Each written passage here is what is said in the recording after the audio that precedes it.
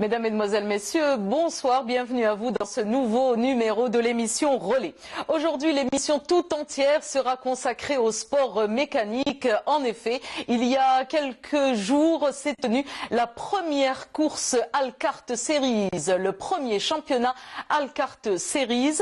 Et justement, ce sera cela, notre reportage de la semaine. Dans Foi en la FIA, nous parlerons de cette course qui s'est déroulée aux États-Unis, à Daytona plus précisément, et où s'est déroulé un accident spectaculaire. C'était le 24 février dernier. C'était au cours d'une course de NASCAR 300. Nous en parlerons également avec notre consultant Nassim Sidi Saïd. Il nous éclairera de son œil averti d'ancien pilote international. Justement, il nous parlera également de l'organisation d'une course, des backstage, comment ça se passe dans les coulisses, ou si vous préférez, comment ça se passe au niveau de chaque écurie, comment organise-t-on un championnat de karting ou de sport automobile en général. Et enfin, dans Parole d'enfant, en fin d'émission, il s'agira également de karting. Nous verrons, est-ce qu'ils connaissent ces petites voitures au ras du sol que sont les karts. Restez avec nous, on est ensemble seulement pour une petite demi-heure. Et tout de suite, le reportage de la semaine.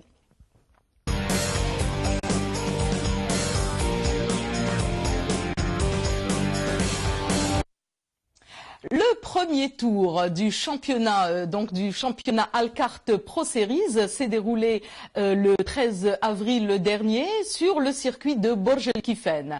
Justement, Nabil Kitouni, notre reporter, y assistait. Il est revenu avec ce reportage.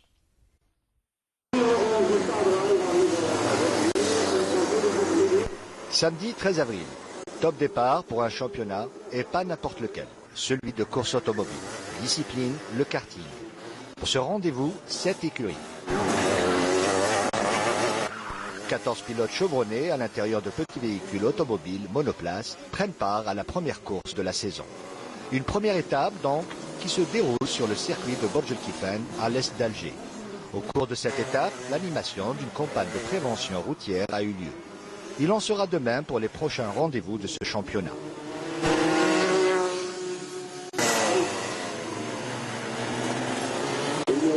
Plusieurs tours effectués sur un circuit de plus de 600 mètres pour ces as du volant. Sur une chaussée glissante, les pilotes ont donné le meilleur d'eux-mêmes. Au passage, quelques frissons à la suite d'une succession de dérapages contrôlés.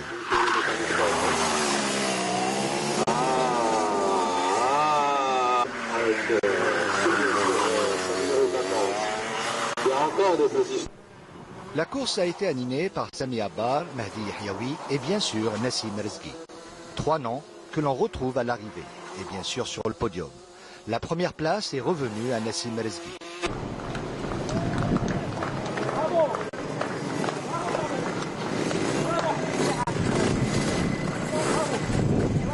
Mais il faut attendre le mois de novembre prochain pour connaître le nom du pilote qui aura remporté ce championnat. Il en est de même pour l'écurie. En attendant, les caméras et les projecteurs s'apprêtent à se rallumer le mois prochain pour la deuxième étape. Un deuxième Grand Prix d'un championnat qui s'annonce d'ores et déjà palpitant, et ce pour le plus grand bonheur des amateurs des courses automobiles.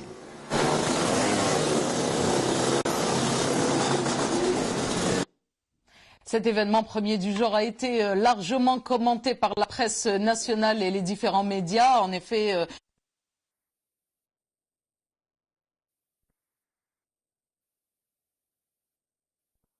Allahu Akbar, Allahu Akbar. Ashhadu an la ilaha illallah. Ashhadu an la ilaha illallah.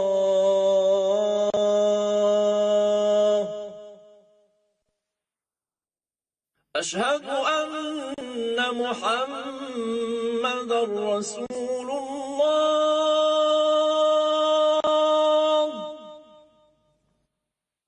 Ashhadu anna Muhammadan Rasulullah.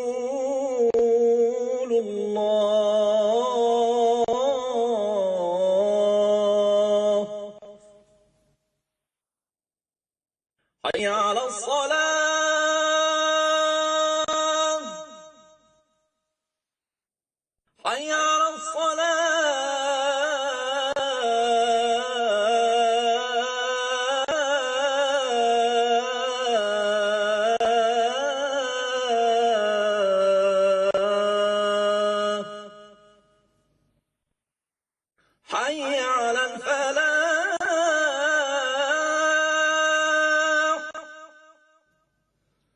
حي على الفلاح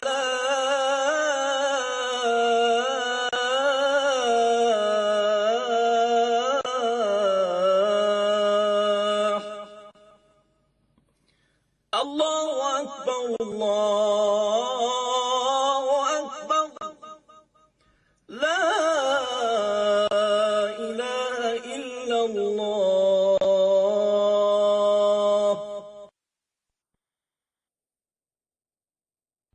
اللهم رب هذه الدعوة التامة والصلاة القائمة آتي سيدنا محمدا الوسيلة والفضيلة وابعثه مقاما محمودا الذي وعدته. Il y a eu une couverture médiatique importante et un public aussi nombreux. Il faut savoir que pour ce championnat, les organisateurs ont choisi plusieurs disons, circuits à travers le pays pour couvrir les 15 étapes prévues durant toute la saison qui s'étalera donc jusqu'au mois de novembre prochain, 15 étapes. Et il s'agit des circuits de Borj El Kifan, de Batna, également de Sidi Bel Abbès, mais parfois des circuits aménagés sur route ou alors sur parking. Et le deuxième tour, comme vient de le dire Nabil Kitouni, notre reporter, se déroulera au courant du mois de mai. Nous devions avoir sur ce plateau le champion de la première étape, Nassim Rezgui, mais ce jeune, tenu donc par des considérations universitaires, n'a pu être parmi nous. Nous continuons notre programme, seconde rubrique de l'émission, foi à la FIA. Je vous le disais, nous allons aux États-Unis pour parler encore une fois de sport mécanique. Il s'agit du circuit de Daytona. Le 24 février dernier se déroulait une course de NASCAR 300, au cours duquel il y a eu un accident spectaculaire. Regardez plutôt, Nassim me rejoindra dans un tout petit instant pour commenter avec moi.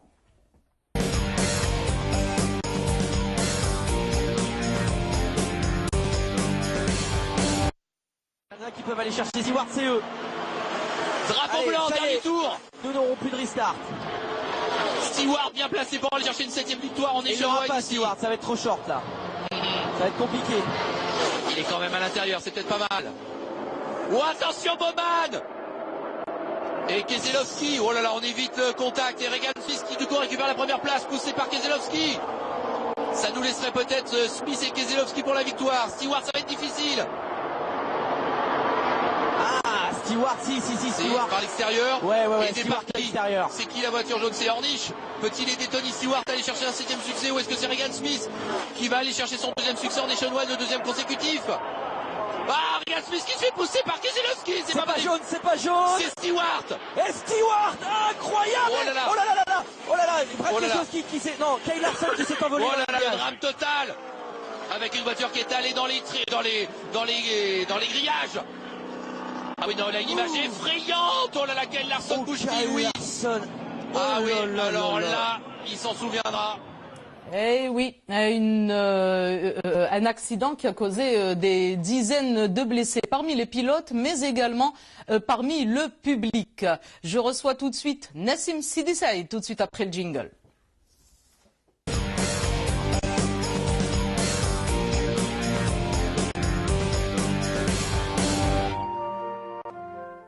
Nassim Sidi Saïd, bonsoir. Bonsoir Dalia. Alors nous allons commencer par parler de la course de Daytona, parce que vous êtes en mesure, plus que moi, de parler de tel cas de figure, d'un accident pareil. Ensuite nous reviendrons sur l'importance qu'a donc le dernier championnat, ou plutôt le premier tour du championnat qui a été organisé en Algérie.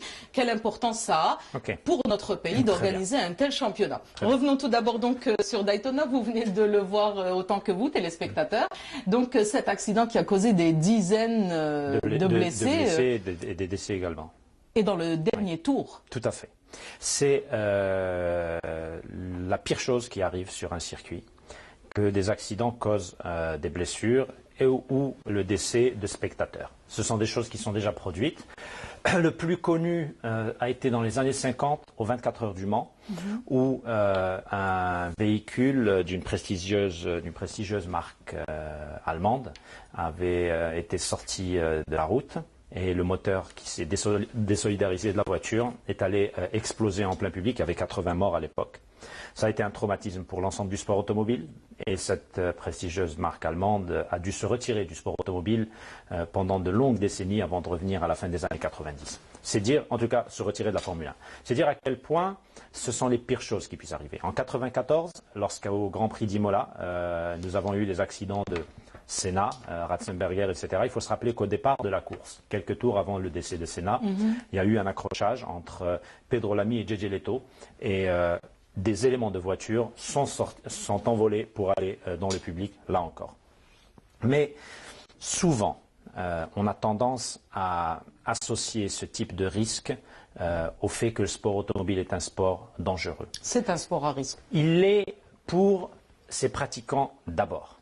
Maintenant, les risques inhérents qui peuvent s'étendre au public sont des choses regrettables. C'est pour ça que dans la construction des circuits aujourd'hui, on renforce les grillages. Il faut savoir une chose concernant la voiture NASCAR à Daytona. Oui. Quand elle a percuté le mur, le grillage de sécurité, il faut expliquer quand même que le grillage a joué son rôle.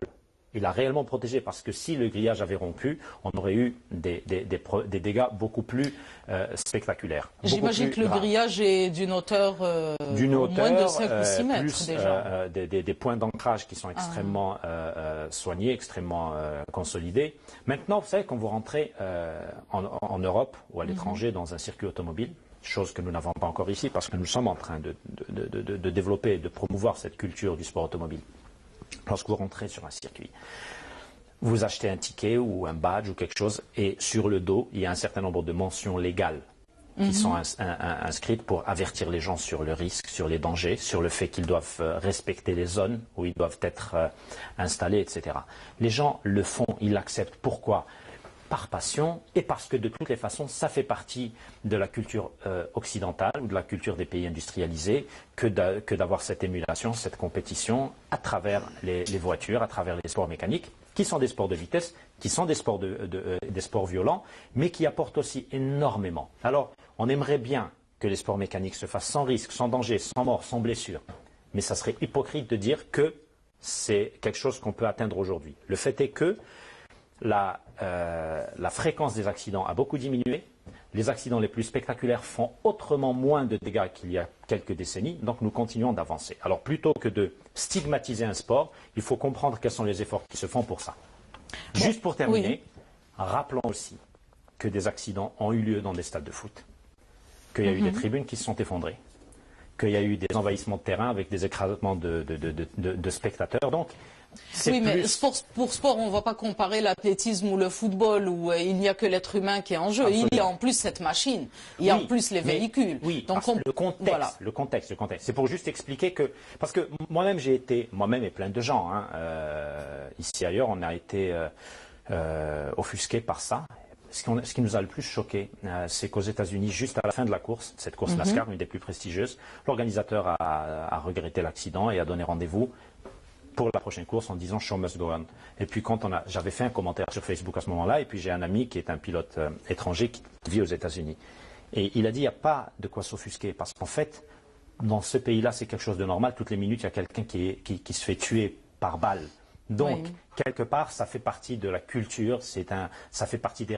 Je veux dire une chose, il y a des pays où on met de côté l'hypocrisie, on règle les problèmes tels qu'ils se posent. Tout ça pour vous expliquer que ce sont des choses regrettables. Mais croyez-moi, on avance beaucoup dans la sécurisation des voitures, des pilotes et des spectateurs dans le sport automobile.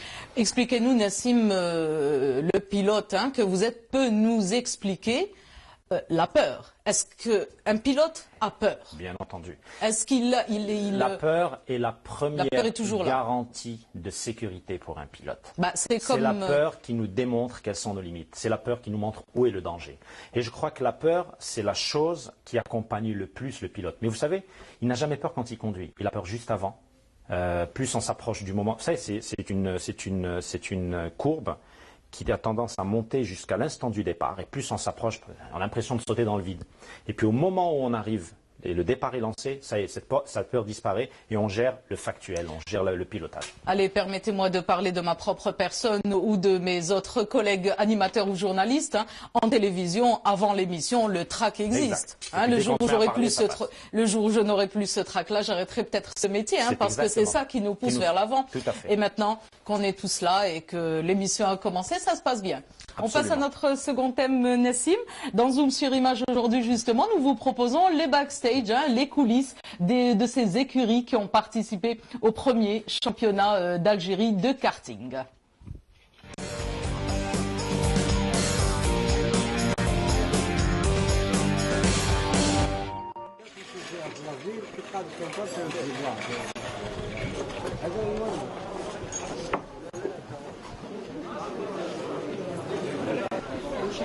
Ah ouais? Allez, on choisit un autre endroit.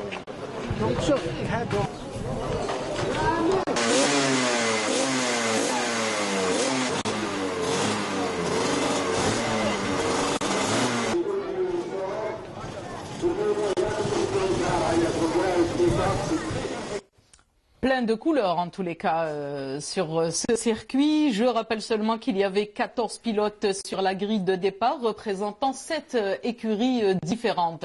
Vous, Nassim, qui avez à peu près fait tous les circuits de France et un petit peu partout aussi en Italie, si je me rappelle bien de vos courses, vous allez nous parler un petit peu de l'organisation d'une course et plus précisément des écuries. Je veux dire, racontez-nous un petit peu votre vécu. Qu'est-ce qu'on fait le matin? Comment on se prépare? Comment on commence cette journée? Je vais juste reprendre sur un détail que vous avez donné tout à l'heure. Oui. Ce n'est pas le premier championnat de karting. Oui. En fait, c'est le deuxième.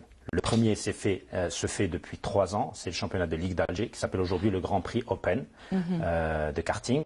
Et ce championnat Alkart, qui a été annoncé il y a 2 ans, a pris du temps pour être construit. Pourquoi? La spécificité de ce championnat par rapport à l'autre. L'autre est un Grand Prix Open. Les gens peuvent acheter leur propre karting. Il y a une réglementation sur les moteurs.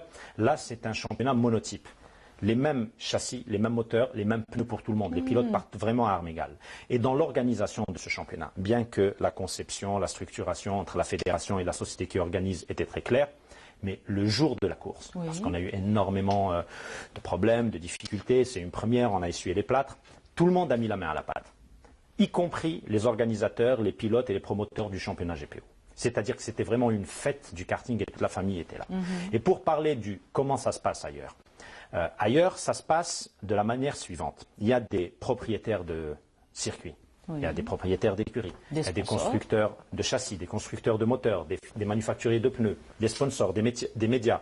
Chacun est conscient du rôle qu'il doit apporter pour faire que ce grand produit sportif, que cette grande fête du sport, puisse avoir lieu et chacun le fait de manière consciencieuse et professionnelle. Ici, on a, parce qu'il n'y a pas de circuit, parce que c'est un sport qui est en train de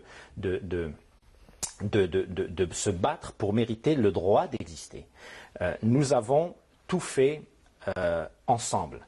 Quand vous dites nous, c'est la fédération. Fédération, ligue, promoteur, amateur, bénévole, médecin. Tout le monde a mis la main à la pâte pour pouvoir faire que ce premier rendez-vous se fasse. Et je vais vous dire une chose. On a une génération de pilotes qui a de 16 à 22, 23 ans. Certains ont couru sur les GPO et donc ils ont 2-3 ans d'expérience. 2 d'entre eux ont couru à l'étranger. Ce sont des Algériens de l'immigration qui sont venus pour courir. Ah, c'est bien. Mais la plupart, une bonne partie, la moitié du plateau a fait sa première course en 2 temps, ce qui est très impressionnant.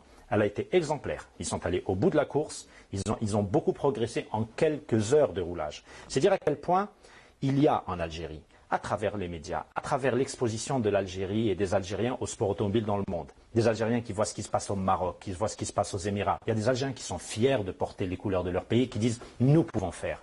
Il y a des Italiens qui sont venus. Ils ont vu comment les choses sont faites. Ils ont vu qu'il y avait des gros problèmes d'organisation. En revanche, ils m'ont dit une chose. Il y a une pépinière de pilotes dans ce pays et il y a de quoi tirer beaucoup.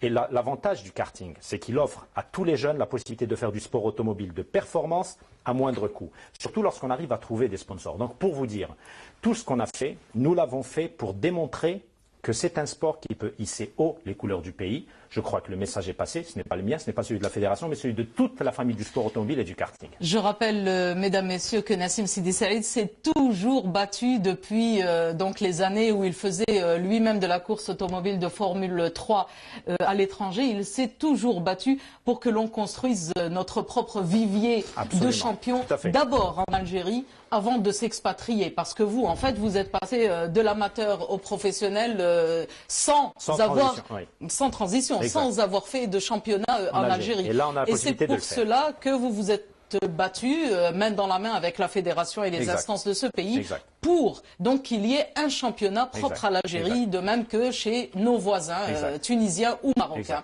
Eh bien, c'est une grande première pour l'Algérie et nous en sommes très heureux. Pour revenir au backstage, racontez-nous, Nassim, le matin il y a les séries, l'après-midi il y a la course proprement dite, c'est bien ça? On a compressé, l'événement a été compressé sur une journée parce que on s'est dit encore une fois, les Algériens dans le sport ont l'habitude d'aller voir un match de foot en 1h30, on ne va pas les faire venir sur 2 jours. Le matin, on a fait des séries d'entraînement pour que les pilotes puissent se mettre en état et souvent ils ont besoin de ça. Pendant ce temps, les mécaniciens préparaient le matériel. Pendant ce temps, les mécaniciens préparaient les kartings pour que les kartings puissent être en état de faire la course du début jusqu'à la fin. Et vous savez, le karting est une petite machine, mais qui est très pointue en termes techniques et technologiques. Elle roule 5-10 minutes et dès qu'elle revient, il faut qu'il y ait un travail d'entretien qui se fasse. Il faut recharger les batteries, il faut veiller à ce que les réservoirs soient pleins, vérifier Bref, il y a tout un travail à faire purger les freins. Donc il y a un véritable travail, pas uniquement pour les pilotes et les organisateurs, mais même pour les jeunes mécanos qui étaient vraiment très speed tout au long du week-end. Donc ça, c'était les backstage. Et en fait, moi, parce que j'étais, moi et beaucoup d'amis qui nous ont aidés dans les backstage, je n'ai vu que cela. La seule chose que j'ai vue à la fin, c'était que les gens étaient contents de voir ce beau spectacle sportif, cette belle compétition, et les gens se sont battus. Mais donc, pour revenir au backstage, on fait tout. Il y a les briefings de la direction de course avec les commissaires de piste. Il y a le service médical. C'était le service médical de la Ligue